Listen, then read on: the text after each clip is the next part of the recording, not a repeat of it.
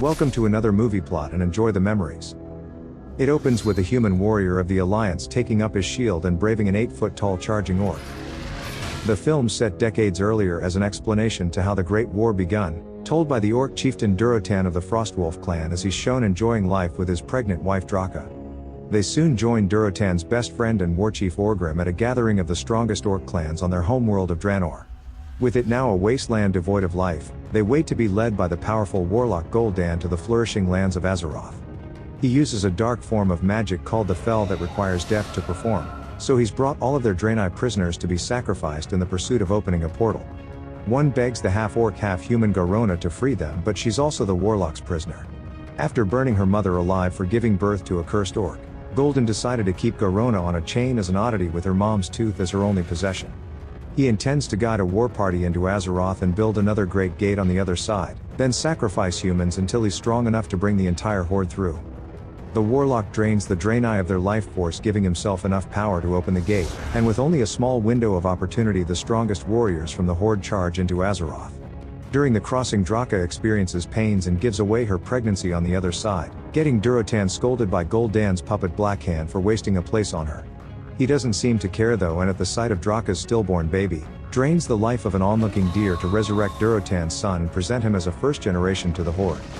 They lay waste to the land, enslaving every human they find to feed their warlord, while Durotan sits on a hill with his bestie and laments at the sight of the orcs repeating the same mistakes. Sometime later, the Alliance commander Anduin's meeting with the Dwarf King at his home of Ironforge. They supply the humans with weapons to fight the horde invasion and gift Anduin with a boomstick, but are suddenly interrupted by the untimely news of a garrison under attack. Anduin flies back to his kingdom of Stormwind and confronts a mage held prisoner for interfering with a corpse. Khadgar says he was determining if the cause of death was fel magic, which he proves at the showing of a dead soldier still containing the corruption. He joins Anduin to inform King Lane of the dangers therein while the commander speaks with his sister Queen Teria. Convinced that they're enemies using dark magic, the king orders his commander to summon the Guardian, the strongest mage in Azeroth imbued with the power of an ancient mage council.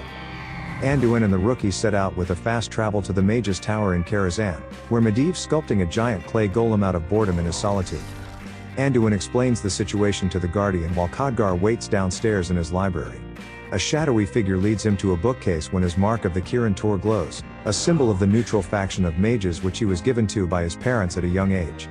Just then Medivh shows up and traps Khadgar against the wall, fearing of any other mage who might want to steal his powers, but the moment the boy mentions the fel magic, Medivh drops him, understanding the danger. He explains it to Anduin as a corrupted form of magic with no place in Azeroth, and joins them by teleporting straight into the King's Court to greet his old friend Lane. No one's seen the Guardian in 6 years, but he offers his assistance in leading the King's men into Elwyn Forest, to investigate an attack and whether it's the result of this evil magic himself. Expressing his distrust for Khadgar, the Guardian requests the young mage join them to keep a close watch on him, but mostly uses him for his ability to hold a staff. Confirming the use of fel magic at the site, they're suddenly ambushed by a group of orcs led by Blackhand, who throws horses like baseballs. He's impressed at Anduin's skills as a killer and wants to claim his death for his own, but the commander draws the boomstick and blows the orc's hand completely off. The kid prevents Durotan from reaching the Guardian by bubbling up with an impenetrable spell, while Medivh spends the entire skirmish casting finally to unleash his power, killing every fel-infused orc on the battlefield. Only Durotan and the other non-green orcs escape alive, while Anduin captures one and threatens his wolf mount to abandon his owner. The surviving orcs retreat to the camps with Durotan using a human horse to free Garona in passing. She sees the result of the carnage, but Khadgar's still there and pins Garona to a tree, until the others arrive and imprison her once again to be brought to Stormwind. The other orc prisoner gets angry at Garona speaking in a language that he can't understand, getting himself killed trying to shut her up. Once in the presence of the king, she reveals that the orcs' homeworld doesn't exist on their map of Azeroth, and that they keep their human prisoners alive only to feed the gate and bring the remaining horde.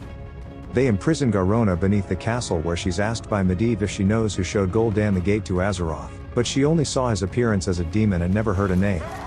When guards enter, the mage shapeshifts into a bird and flies away, but the queen's just come to give food and sheets to her prisoner as a common courtesy. To bring honor among the orcs, Garona threatens to kill Teria, but she stands unfazed as Anduin oversees the conversation with his boomstick in hand.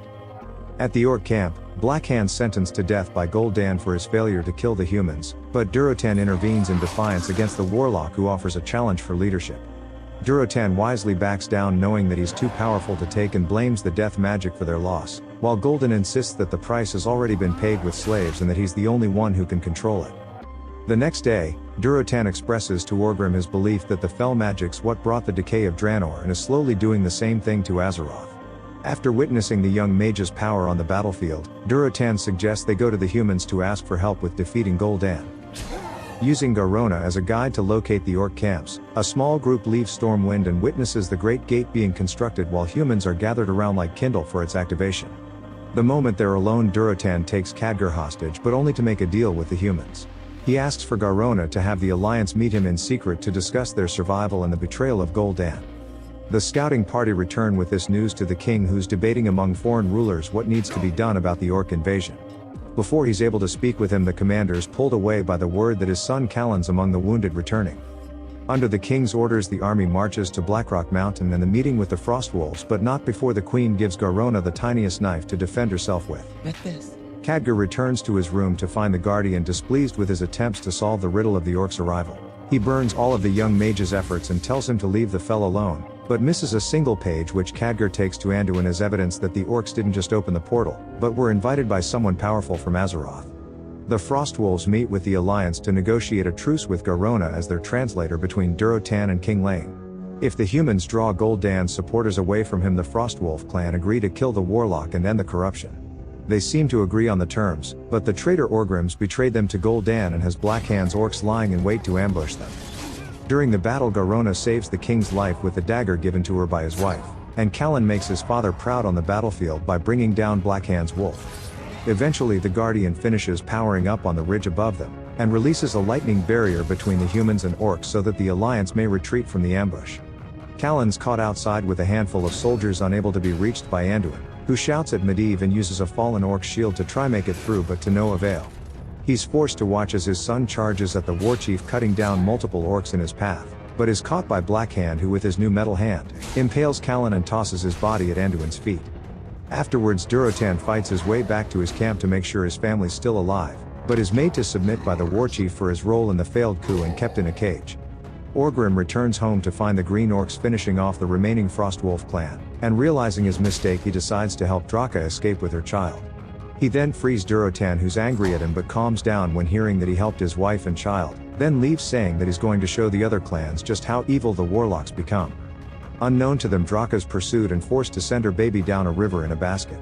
She leaps on a Green Orc and easily rips his throat out with her teeth, but unfortunately landed on his blade and bleeds out watching baby Thrall taken by the river. Meanwhile, an expended Medivh's brought back to his home in Karzhan and placed into his pool to recover, when Khadgar notices the fell magic within the Guardian and leaves to seek help. He flies high above the lands of Northrend to the floating city of Dalaran to consult with the elder mages of the Kirin Tor. They take Khadgar to an ancient artifact, which opens itself and allows him to access the first Guardian and the shadowy figure from Medivh's library. Elodai says that the Guardian has given in to a demon, allowing himself to be corrupted by the fell, as we're shown the mage being helped into his mana pool once again after everyone else has left. This time the fell suddenly begins to seep out of Medivh, who apologizes to his assistant before absorbing his life force. He then returns to Stormwind to argue against Anduin's recommendation that they should destroy the Great Gate to prevent the Horde crossing over, and instead puts it in the king's head that they should attack the current warband head-on.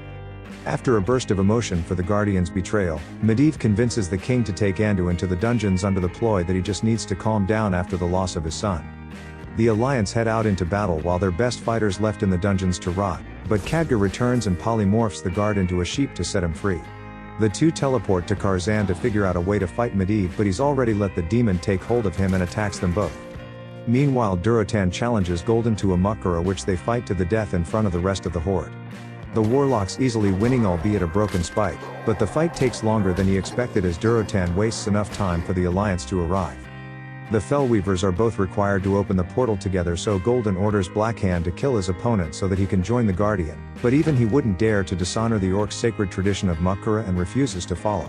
So the Warlock uses his magic to drain Durotan's life force and end it quickly, but the Frostwolf keeps coming back until the Warlock finally kills him, leaving Durotan a martyr to all other Orcs, who begin shouting cheater at the warchief. When even the Green Orcs begin to walk away, Gul'dan drains their life force as well and imbues it into his general, giving Blackhand a new claw, then orders the remaining clans by threat of death to charge the approaching Alliance. The king sees the body of a frostwolf and knows they're on their own, but orders the charge anyway into bloody combat. This time the king's the one who saves Garona on the battlefield, and Gul'dan, knowing he needs reinforcements, begins draining the prisoners to open the portal early. Orcs flood through from Draenor and join the fight, while Anduin and Khadgar are having a rough time with Medivh, who brings his clay construct to life with the use of fell magic.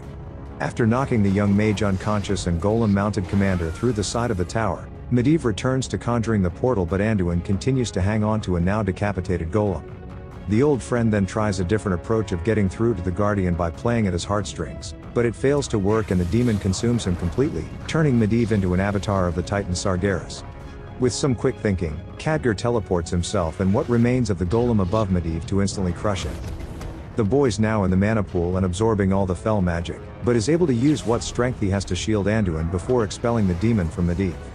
It manages to work and the now normal Guardian lays dying beneath the golem, apologizing for his betrayal, then with his last breath switches the portal from Draenor to Stormwind.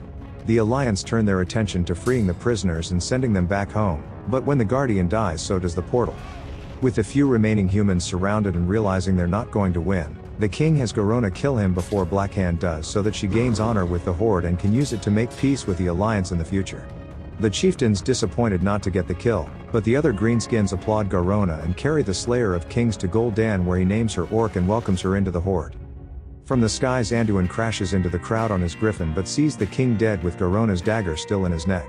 He tries to escape with the body, but Blackhand grabs the griffin and drags the two down, knocking the commander unconscious, then forces Anduin to muckra him with the king's sword to make up for the physical difference. The human's happy to finally get a shot at his son's killer and strikes Blackhand down with a single swing. In a fit of rage, Gul'dan orders the warband to kill Anduin, but he's earned the respect of the Horde, who honor their tradition and allow the winner of the duel to live. When Gul'dan attempts to do it himself, Garona makes him stand down with the reminder that he almost lost the Horde when he killed Durotan. Leaving with the king's body in tow, Anduin returns to Stormwind, never to see Garona again and assuming that she's a traitor, despite his now trusted advisor Khadgar knowing there must be another explanation. A funeral's held for Lane before the whole kingdom as his widow Teria eulogizes what a great man he was. With no heir to the throne, Khadgar presents his sword to Anduin as the new king of the Alliance, as he's met with approval of the crowd and shouts for Azeroth. The final scene shows Thrall still floating down the river, before being found by a human and growing into the greatest leader of the Orcs. And the movie ends.